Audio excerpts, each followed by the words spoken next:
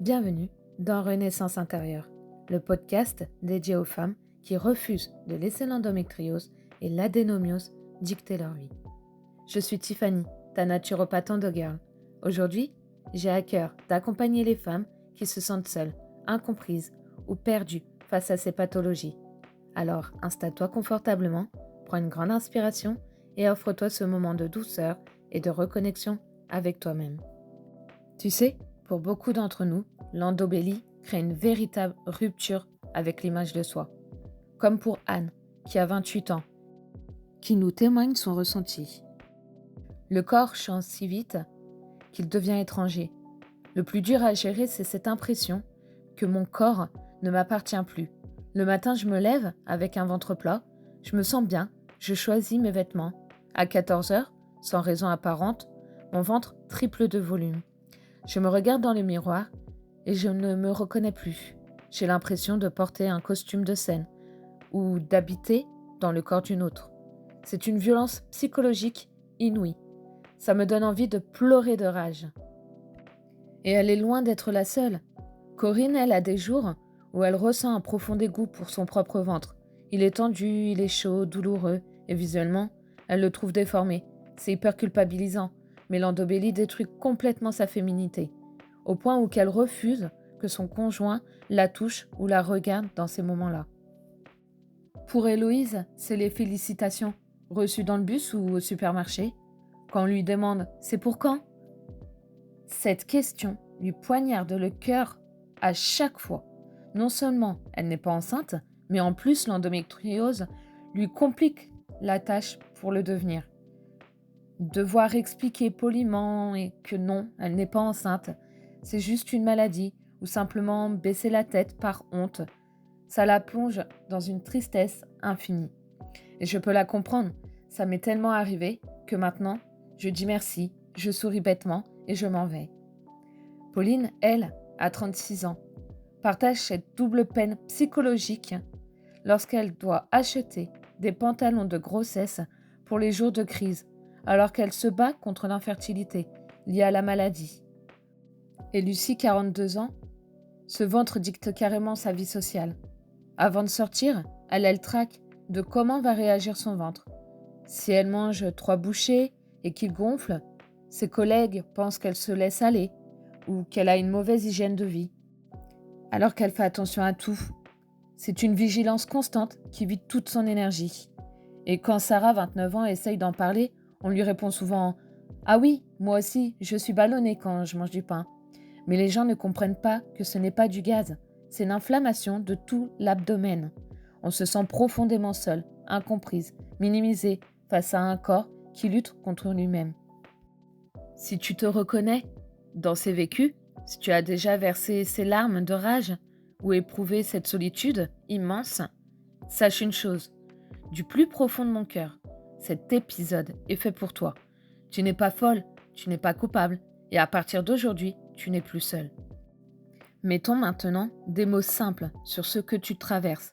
L'endobélie, ce fameux ventre en dos, c'est cette sensation de ballonnement abdominal sévère et de ventre gonflé qui s'invite de manière totalement imprévisible dans la vie de 90% des femmes atteintes d'endométriose. Ce n'est pas un petit inconfort après un repas trop lourd, c'est un gonflement soudain, parfois spectaculaire, qui donne l'illusion d'un début de grossesse en quelques heures. Ce symptôme impacte durement notre estime de soi, altère notre rapport à la féminité et l'intimité du couple, et nous oblige aussi à adapter toute notre garde-robe pour le camoufler sous des vêtements amples, mais aussi pour ne pas avoir mal.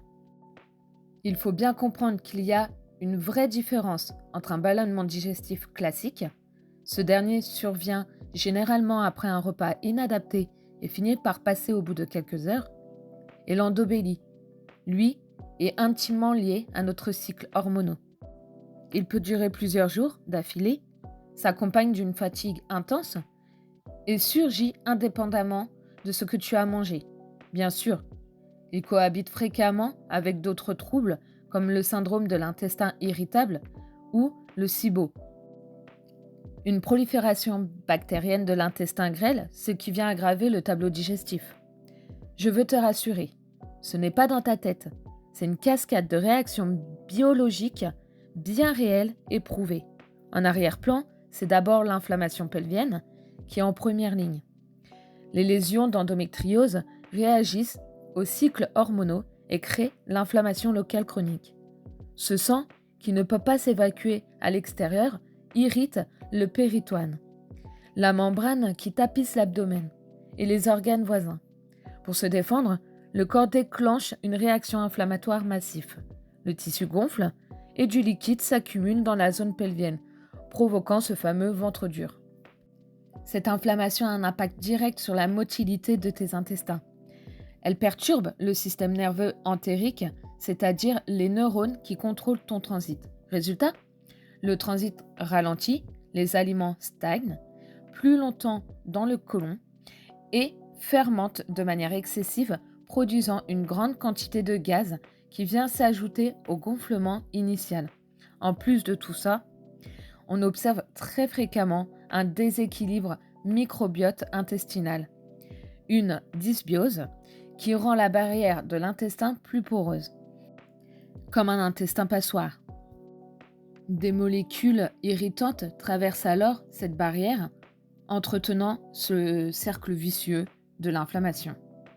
Et puis, il y a les fluctuations hormonales. L'endobélie culmine souvent en deuxième partie de cycle durant la phase lutéale et pendant les règles. L'hyperoestrogénie relative, c'est-à-dire le taux d'oestrogène trop élevé par rapport à la progestérone, favorise la rétention d'eau et augmente la sensibilité des parois de l'intestin. À ce moment-là, ton seuil de tolérance à la distension est au plus bas. Le moindre petit gaz devient extrêmement douloureux. Si on résume de manière très simple, les causes de ce ventre gonflé sont multiples. L'inflammation interne liée aux lésions, le déséquilibre hormonal du cycle, la dysbiose intestinale, une intolérance ou une allergie alimentaire, les effets secondaires de certains traitements médicaux en cours, et des habitudes comme le fait de manger trop vite sans assez mastiquer. Il y a aussi un lien puissant avec le mental et le stress. Ton système digestif et ton cerveau communiquent en permanence via le nerf vague. Le stress psychologique stimule la production de cortisone, ce qui augmente directement la perméabilité de tes intestins et modifie ta flore bactérienne. De plus, le simple fait d'anticiper la douleur et la crise maintient ton système nerveux en mode combat ou fuite, mettant le système digestif à l'arrêt ou en hyperréactivité. C'est un véritable cercle vicieux. Alors, comment on s'en sort ? La médecine conventionnelle est indispensable pour le diagnostic et le traitement de fond, que ce soit pour le gynécologue ou la chirurgie, mais elle se trouve parfois désarmée face à ces symptômes quotidiens et fonctionnels qu'est l'endobélie.